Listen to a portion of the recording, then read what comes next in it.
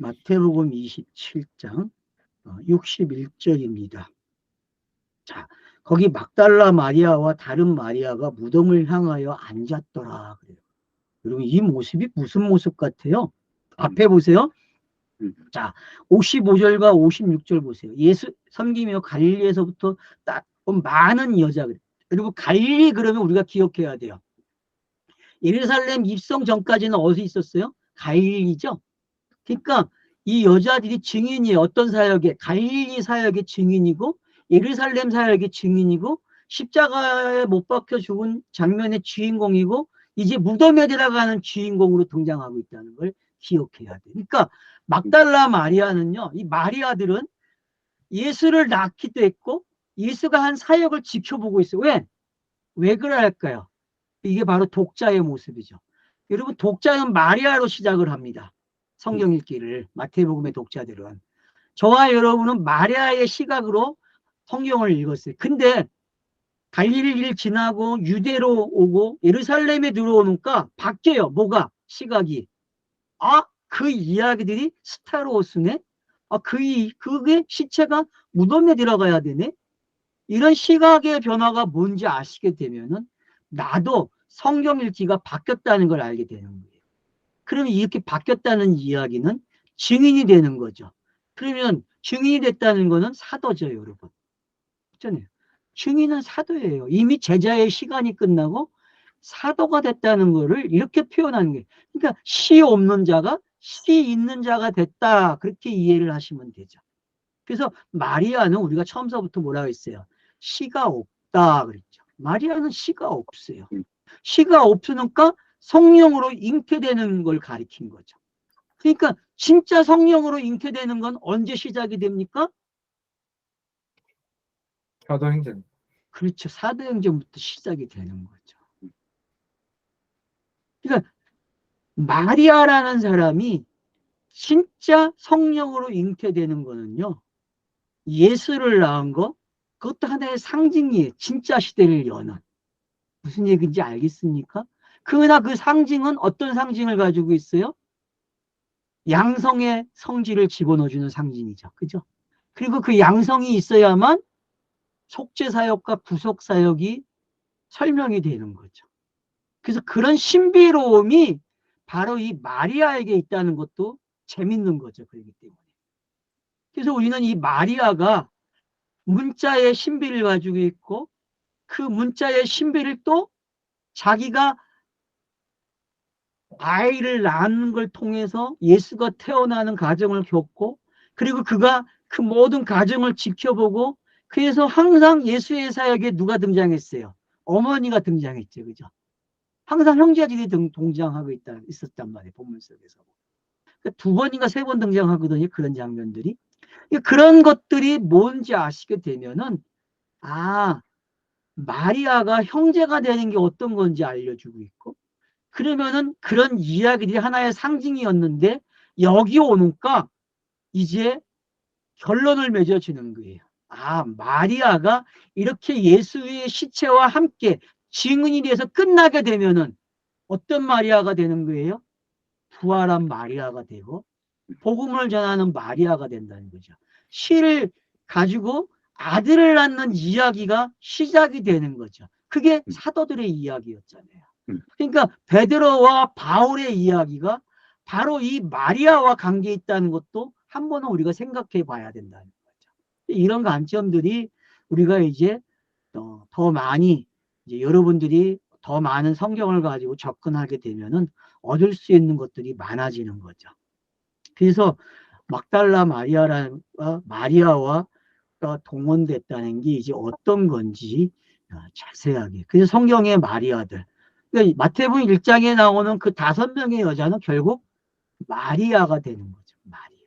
그래서 그 마리아가 예수를 낳는 게 어떤 거고 또 예수의 죽는 자리에 참여하고 시체를 무덤에 들어가는데 목격하고 있고 그럼으로써 성경의 문자가 원하는 게 어떤 거고 성경의 문자가 어떤 증인의 역할을 하고 있는지 그 율법이 하는 모든 과정 율법의 계명들 신명기에 나와 있는 증인의 사역들 그런 부분들이 다 체크가 되고 있다는 걸 알 수 있죠. 그래서 성경은 짝이 있다는 게 더 확실하게 되고 있다는 것을 저와 여러분이 확인할 수 있는 게 바로 이 마리아의 역할이라는 걸 기억하면 좋겠습니다. 그래서 여러분, 마태복음 1장에 나오는 이 5 이야기는요, 결국 여기까지 와줘야 돼요. 그리고 부활의 현장에 이제 28장에서도 또 등장하잖아요, 마리아들이요.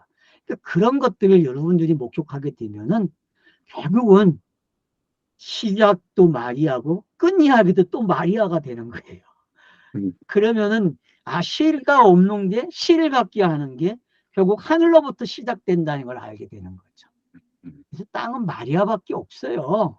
근데 그 마리아가 실을 갖게 되고 아들을 낳는 이야기가 성경의 이야기고, 그게 창세기 2장에 나오는 아담과 하와의 이야기에 담겨져 있는 거예요. 그게 마리아 이야기의 시작점이죠. 마리아의 이야기는 결국 후속 이야기의 시작이라는 걸 알게 되는 거죠. 무슨 얘기인지 이제 알겠죠. 그 마리아의 이야기는 단순히 여자들의 이야기가 아니라 성경의 구속 이야기가 어떻게 시작되고 어떻게 마무리되는지를 마감하고 있다는 걸 알려주고 있는 거죠. 그래서 창세기 2장에 여자가 만들어지는 이야기가 뭔지 잘 설명될 수 있다는 거죠. 그래서 아담을 통해서 여자가 나오는 게 어떤 건지, 그리고 왜 짐승의 이름이 중간에 지어지고 있는지, 그런 것들을 여러분들이 보실 수 있으면은 지금 이 마리아의 이야기는 아주 재밌어지는 거죠. 그러니까 결국 이름을 가진 자가 돼야 되는 거거든요. 이름. 그러면 어떤 이름을 가져야 돼요? 요한계시록이 말하는 그 가진 자만이 아는 이름이 있잖아요. 네? 가진 자만이 아는 이름. 여러분, 그 이름이 뭔지 아십니까? 그게 그리스도예요, 여러분. 그게. 14만 4천은요, 그냥 그리스도예요. 그리스도. 666은 뭐예요? 모자라는 거예요, 하나가. 하나가 모자라면 666이에요, 여러분. 9으로 끝나면 안 돼요, 여러분. 10로 와야지. 열에서, 열의 이야기를 설명하는 게 11와 12이 있는 거예요, 그래서. 그러니까 여러분, 창세기 공부 잘 하셔야 돼요. 11와 12이 무슨 설명을 하고 있는지. 그러면 그 11와 12의 이야기가 바로 나엘의 이야기고, 나엘의 이야기는 마리아를 대표하는 이야기라는 거죠. 그런 부분들을 잘 체크하시게 되면은 마리아의 이야기도 알게 되고 하와의 이야기도 알게 되고 성경에 나오는 여자들이 어떤 건지도 알게 되는 거죠. 그렇다고 거기서 말하는 여자라는 게 우리가 아는 오늘날 여자 남자가 아니라는 것도 아셔야 된다는 거죠. 다 어떤 상징적인 의미를 가지고 출발하고 있다는 걸 아셔야 되죠. 그래서 자꾸 여성이다 남성이다 이런 거 가지고 성경 읽으면 안 돼요. 여러분, 성경 읽기는요. 또 우리가 아는 단어 개념으로 성경 읽으면 큰일 납니다. 그래서 여러분 빨리 벗어나야 돼요. 그걸 초월하셔야 돼요. 그러지 않으면은 그냥 비유의 시간에 살고 계시는 거예요. 맨날 비유만 배워요. 비유만 배워서 뭐 할 거예요? 비유만 배우면 눈이 가려지고 귀가 덮이는 건데 안 들려요, 여러분. 그러면서 소경이 소경을 인도하면 됩니까? 안 되죠. 안 되죠. 소경이 소경을 인도한다는 게 말이 됩니까? 여러분, 여러분의 성경 읽기, 구약에 있는 그 모습, 성경을 소경이 읽어주는 대로 가면 됩니까? 이제 바뀌어야죠. 소경이 눈을 떠야죠. 여러분, 요한복음 9장의 이야기처럼 어떤 사람은 나면서 소경인데 그 사람은 눈에 떠지고 본다고 하는 사람은 소경이 돼요. 그게 성경 읽기 신비예요. 알았습니까? 성경 읽기는요, 그렇게 돼요, 여러분. 어디에 속하고 싶습니까? 나면서부터 소경된 사람이 되고 싶습니까? 아니면 본다 하면서 소경이 되고 싶습니까? 어디에? 근데 그 두 이야기는 같은 이야기예요, 여러분. 같은 이야기라고. 그래서 옳고 그름을 이야기하는 게 아니라 어떤 차선을 설명하고 있다는 것을 우리가 깨달아야 한다는 거죠. 그런 의미에서 오늘 마리아의 이야기도 앞뒤에 아리마떼가 시체를 무덤에 새 무덤에 데리고 세마포로 쌓는 이야기는 왜 이 마리아들이 지켜보고 있는지 주시하고 있는지를 보시게 되면은 다음 장면으로 넘어가면서 이제 더 확실해지고 있다는 걸 알게 되는 거죠. 자, 그러면 이제 다음 장면으로 넘어갑니다. 자, 그 이튿날은 준비일, 다음 날이라. 자, 여기서 말하는 준비라는 건 뭐예요? 결국 예? 안식의 전날, 혹 안식일을 준비하는 그런 의미죠, 그죠? 예, 그 준비일이죠. 그러니까 이제 정확한 이제 6월절에 음식을 먹는 거죠, 그죠? 예? 6월절 양을 잡았으니까 이제 6월절 음식을 먹는 시간 아니에요. 출애굽기에 가서 보면은, 그죠? 그러니까 성경 읽기 하는 독자들이 지금 뭐 해야 돼요? 질겅질겅 씹어 먹어야 된다니까. 뭐를? 시체를. 그리고 그게 씹어 먹으면서 새로운 의미로 그 의미를 바꿔 놓으셔야 돼요. 그게 크로노스가 카이로스가 되는 거예요. 여러분의 이빨을 어디에다 써야 되는지 알겠죠? 예? 여러분의 배를 영양가를 섭취하는 데만 사용하지 마시고 그 이빨을 이제는 제대로 사용하셔서 제대로 갈아야 돼요. 알았죠? 제대로 가셔야 된다니까요. 그러면은 준비일 날 여러분들이 그 준비일에 참여해가지고 뭘 먹어요? 아, 새롭게 먹는다니까. 새롭게. 이제 먹을 수 있겠습니까? 새롭게? 이제는 크로노스를 카이로스로 먹어야죠. 율법을 가짜를 진짜로 먹어야죠. 이제는 먹읍시다. 진짜 먹어야 돼요, 여러분. 대제사장들과 바리새인들이 함께 빌라도에게 모여 이르되 고마운 사람들이 이 사람들이요. 대제사장님과 바리새인들 그랬어요. 항상 누가 등장해요? 27장에도 무슨 1절에도 새벽에 모든 대제사장과 백성의 장로들이 그래요. 얼마나 이들이 제가 그랬죠. 이들이 뭐라 그랬어요? 성경 구약의 대표자들이라고 했잖아요. 예수의 공생애의 대표자들이고 이들은 계속 요구를 해요. 무슨 요구? 자기가 상징으로 해왔던 이야기가 진짜가 돼야 되지 않습니까? 진짜가 와야 되고 그것이 새로운 진짜 이야기로 바뀌어야 되지 않습니까? 라고 요구하는 자들이라고. 완벽하게 요구하고 있다니까요, 지금. 그 장면이 이제 결과적으로 확인이 되고 있는 거죠. 무덤을 만드는데 무덤을 지키는 자가 더 필요한 거야. 와, 얼마나 완벽해요, 여러분. 안 그렇습니까? 율법이 자기의 역할을 얼마나 철저히 하고 있는가를 아셔야 돼요. 그리고 그렇게 철저하게 함으로써 율법을 마감하고 있어요. 그래서 새 시대를 열어주는 거죠. 그런 그 찰나의 느낌이 여러분이 교차되어야 돼요. 여기서 지금. 계속 지금 종말장을 읽고 그 종말장을 넘어서 예수가 예루살렘에 들어가고 하는 그런 모든 것들이 지금 여러분 어떤 건지 이제 아셔야 돼요. 아, 성경의 인기는 크로노스와 카이로스를 어떻게 한다? 오고 가고 있구나. 오고 가고 있구나. 이게 잘 되셔야 돼요. 성경 읽기는요.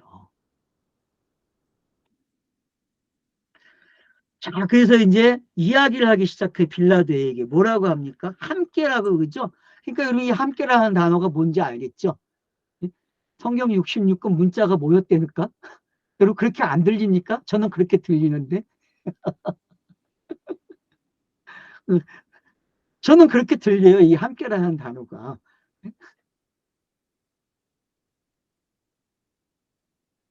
그래가지고 빌라도에게 요구를 해요. 왜?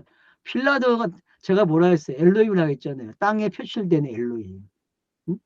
그 하나님이 자기를 설명하는 자기의 뜻을 전달하는 게 누구였어요? 엘로힘이잖아요. 이 빌라도에게 요구를 해요. 끝까지 마무리합시다. 끝까지. 이게 엘로힘의 사명 아닙니까? 이 과정이 맞춰야만 본인도 의로워지잖아요. 맞죠? 네? 가짜가 진짜가 돼야 본인도 의로워진다니까요. 문자가. 그게 로마서 3장에 있는 말씀 아니에요. 25절, 26절.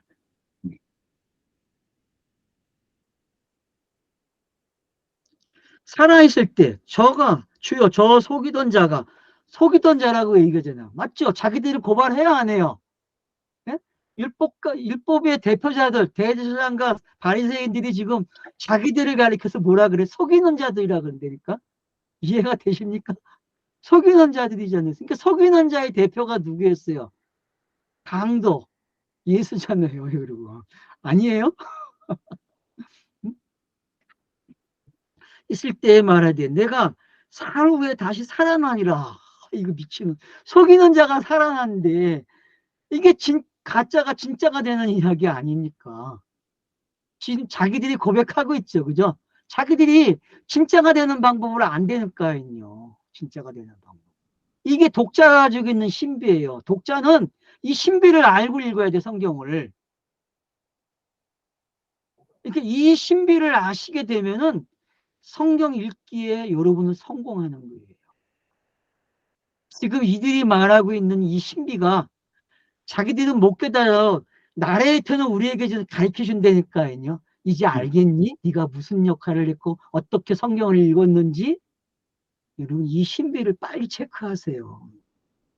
이걸 적용해야지. 엉뚱한 것 자기의 도덕적 의의를 적용해가지고 자기가 살사네 못 사네 그런 거 적용하지 마세요. 여러분 이런 재미나는 걸 적용해야지. 얼마나 신이 납니까 이걸 적용하면은.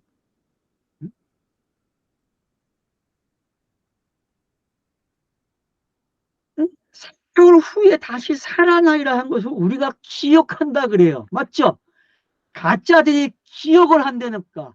성경책이 문자가 기억해야 하네요. 그래서 계속 요구하는 거죠. 누구에게? 그 하나님에게. 어쩐 지금 그 하나님에게 이 엘로힘에게 요구하는 거잖아요. 빌라도는 제가 그랬잖아요. 땅의 엘로힘이라고.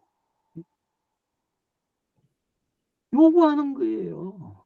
왜? 그래야만 자기들이 진짜가 되기 때문에. 그러므로 명명하여 그 무덤을 사흘까지 굳게 지키게 하소서.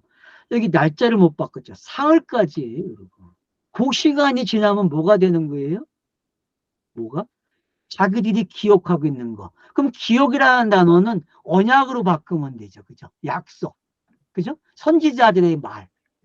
왜? 선지자들의 말은 응해야 된다 그랬잖아요. 그래서 마태복음의 기법이 뭐예요? 응해야 된다. 응해야 된다. 응하려 합니다. 이런 단어들이 마태복음에는 줄겨 사용되었단 말이에요. 그러면 그런 기법들이 바로 이런 기억이라는 단어 속에 들어와 있다는 거를 갖다 놓으시면 되는 거예요. 그게 성경 읽기를 잘하는 방법이라니까요. 동의어가 아닌데, 그쵸? 그 사람들은 이제 문자에 매여서 살아야죠. 뭐 단어 사전에 매여 살아야 되고. 여러분, 히브리서에 나오는 11장에 나오는 믿음의 영웅들은요. 그렇게 하지 않았어요, 여러분. 그게 믿음이에요, 여러분. 알았습니까? 히브리서 11장을 여러분들이 만만하게 읽지 마세요.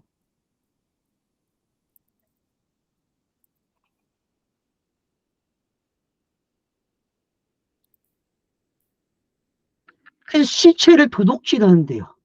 여러분, 시체가 도둑질 당했다는 거는 아까도 이제 쉬는 시간에 장로님이 잠깐 이야기했는데 엘리야도 마찬가지죠. 모세도 마찬가지죠. 에녹도 마찬가지죠. 어때요? 그런 사람들 흔적이 있어요? 없어요? 없어요, 여러분. 예수도 결국은 시체를 와 무덤이 없잖아요. 지금 있는 거 다 가짜잖아요. 그죠? 다 가짜예요, 여러분. 그냥 추적한 거예요. 그러니까 왜 그런가를 알아야 돼요. 왜? 왜? 그 도둑질 한대요. 그 도둑질 한다는 게 여러분 뭔지 아셔야 돼요. 성경이 도둑질 하지 말라 그랬잖아요. 그럼 도둑질 하지 말라는 게 이제 뭔지 아시겠습니까? 네?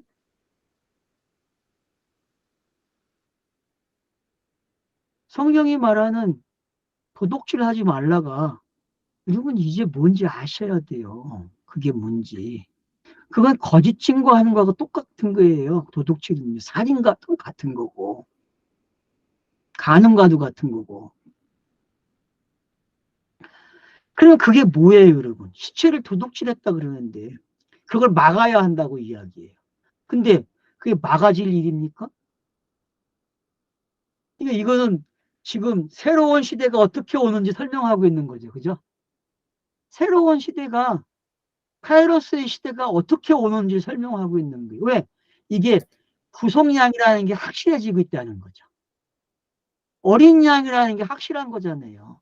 하나님이 세금을 냈다니까, 땅에다가. 그 하나님이 땅에다가 세금을 낸 거예요, 여러분. 이게 세금이 뭔지 아셔야 돼요. 왜 세금이 있는지. 원천적인 세금이 이거라니까요. 세금을 우리가 내는 게 아니라니까. 누가 내요? 그 하나님이 땅에다가 세금을 준다니까. 왜? 그래야만 본인이 의로워지기 때문에 그래요. 이제 좀 이해가 되셔야 된다니까요.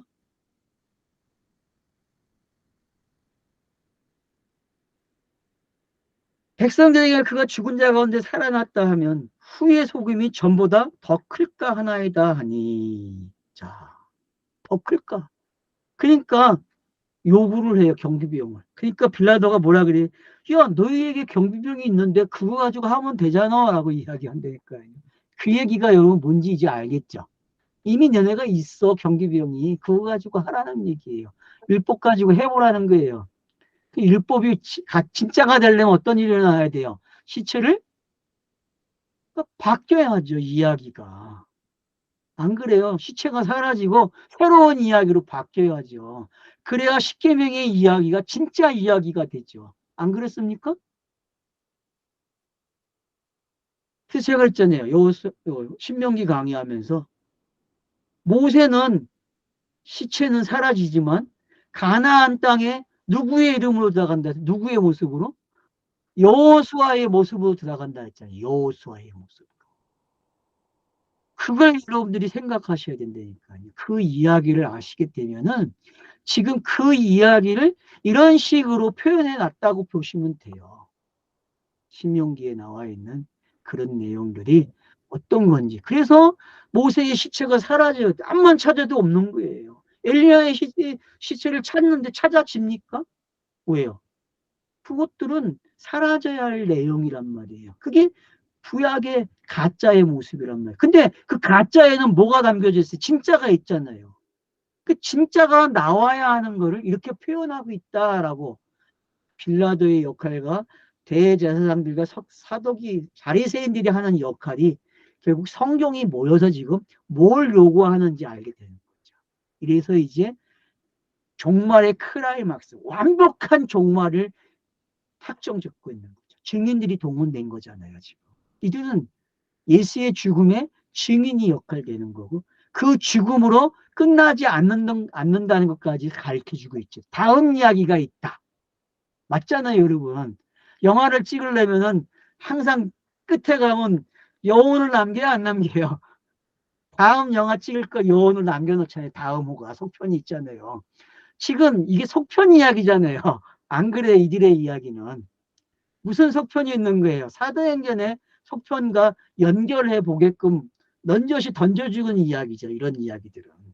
그런 역할을 넘겨주는 이야기를 해주고 있다. 차서의 이야기라는 걸 여러분이 눈치채면 좋겠다는 거죠. 그러니까 이들은 증인도 되고 종말을 끝나는 이야기 되고 또 다음 이야기로 넘겨주는 이야기도 되고 이런 역할들을 지금 빌라도와 대제사장들과 바리새인들이 하고 있다는 것을 아시게 되면은 결국은 빌라도까지 참여함으로써 완벽한 종말이 뭔지를 설명하고 있다는 거죠. 그래서 종말은 이 스타로스만이 아니라 빈 무덤이 돼야만 이야기가 결합이 돼서 하나의 이야기가 된다는 거죠. 그래서 여러분 절대로 스타로스와 빈 무덤의 이야기는 같은 이야기로 가져가야 된다는 게 하나의 공식이 되고 있다는 거 잊지 말아야 하는 거죠. 그걸 아시게 되면은 이제 그런 게 뭔지 알게 되는 거죠. 그래서 굳게 지키고 66절에 보면 그들이 경비원과 함께 가서 돌을 임봉하고 무덤을 굳게 지키니라. 맞죠? 임봉해야죠. 임봉했으니까 요한계시록 가면 그 임봉한 거 어떡합니까? 여는 거예요, 여러분. 요한계시록에서는 임봉한 이야기를 열고서 설명하는 게 봐. 이게 이런 이야기였잖아라고. 이제 이해가 되시죠? 왜 여기 임봉한다는 이야기가 나왔는지. 여러분이 눈치를 채우면 되는 거예요. 그래서 요한계시록에 그런 장면들, 7장이 이제 뭔지 아시면 되는 거예요. 그래서 요한계시록의 7장은 뭐라 그랬어요? 3번 반복되는 그 7장은 바로 예수의 공생애가 역사에 남아있는 그 흔적을 지우는 거라고 내가 얘기했잖아요. 그걸 요한이 하늘 보좌에서 보는 거라고 했잖아요. 왜? 자기가 어떻게 하늘 보좌에 올라왔는지를 요한이 확인해야 될 거 아니에요. 무슨 내용으로 되었는지. 그게 복음의 내용이었잖아요. 그러니까 복음의 내용을 7재앙으로 표현하는 거예요. 3번 반복해서. 이제 그러면은 여러분들이 이 마태복음과 요한계시록이 어떤 건지 이제 보는 훈련도 되는 거죠. 그래서 확실하게 인봉을 해줬다니까요, 여러분.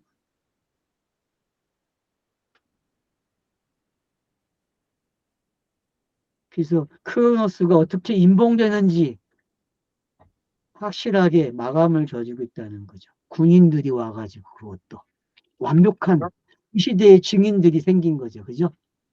안 그렇습니까? 역사적 증인이 생긴 거예요. 열광해야 된다니까요, 지금. 성경의 이야기가 어떻게 마무리가 되고 있는지 한쪽이. 구약에 요구하는 그 메시아가 어떻게 등장을 하는지 이제 알겠죠. 여러분, 구약의 메시아가 이렇게 돼야만 등장하는 거예요. 이렇게. 그러니까 예수도 어느 시대 사람이에요? 우리는 세례 요한이 마지막을 하겠는데 아니에요.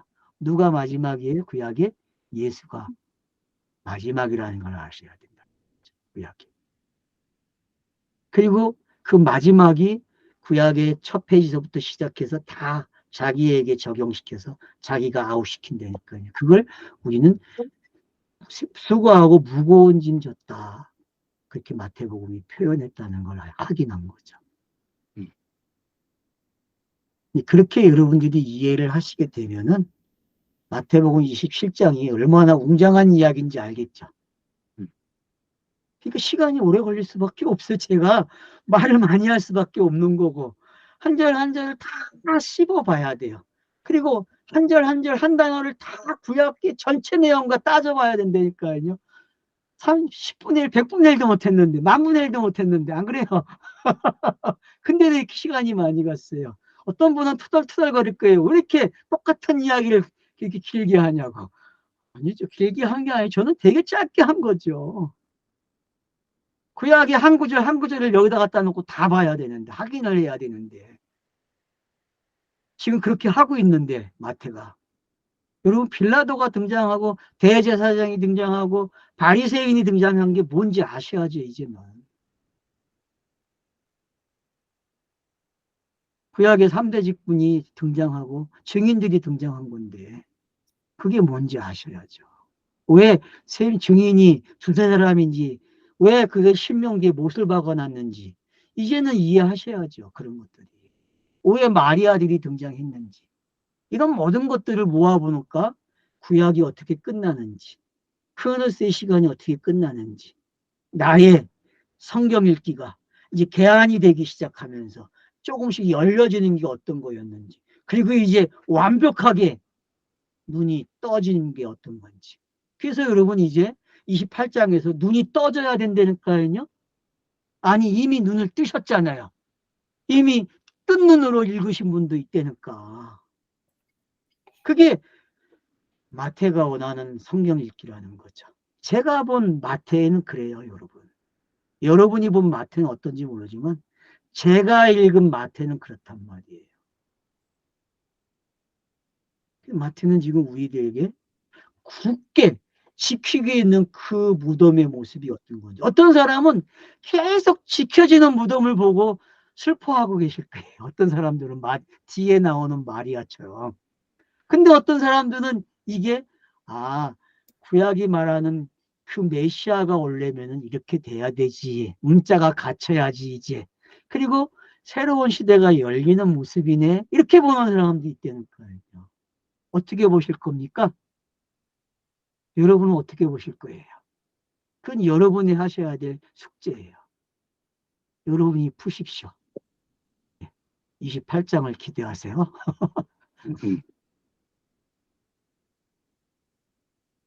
여기 저 66절에 그 임봉하고 이게 뭐 그 어원을 보니까 조금 재밌는 게 원래 프라기조, 예, 프라기조인데 이게 여기 그래요? 푸라오 국민은행인데? 알았으면 다시 보내줄게. 예, 예. 푸흐라호라는 원래 거기에서 왔는데 자갈을 먹이다. 음. 그런 뜻이 있네 보니까. 그래서 구약을 전부 완전 이렇게 그쵸. 그러니까 안 보고도 안 되니까. 인공이라는 데 그런 데 들어가 있지만 응, 완전히 그 자갈을 먹이다 그런 그 응. 어원에서 온 그런 내용도 있네요. 그러니까 얼마나 족쇄를 잘 치우는지 알겠죠. 예. 정확하게. 그러니까 참 그 맞습니다. 족쇄를 요한계시록이 어떻게 풀어놓는지 알아보게 되면은 거꾸로 읽는 거거든, 이 요한계시록은. 그래서 완료된 복음을 거꾸로 가르쳐 주는 거거든. 역사를 거꾸로 돌려주는 건데, 그거를 눈치를 못 채는 거야. 크로노스의 역사를 거꾸로 돌려주고 있는데, 그걸 못 읽어, 뭐, 요한계시록 그런 방식으로. 그러니까 보좌에서 보는 읽기가 어떤 건지 알겠죠. 보좌에서 읽기는 거꾸로 보는 거야. 거슬러 올라가는 거죠. 이렇게 완료된 걸로. 그러니까 그게 뭔지만 알아도 보통이 아니죠, 이거. 가족의 그 복귀라는 게 있잖아요. 복귀. 예, 맞죠. 요한계시록은 복귀하는 거라니까. 예. 그게 이제 목사님이 말이 열렸다니까 이제 자꾸 말해서 네. 난 이제 쉽게 목사님이 해. 난 이제 참여만 할 테니까. 예. 아이고, 고맙습니다, 목사님.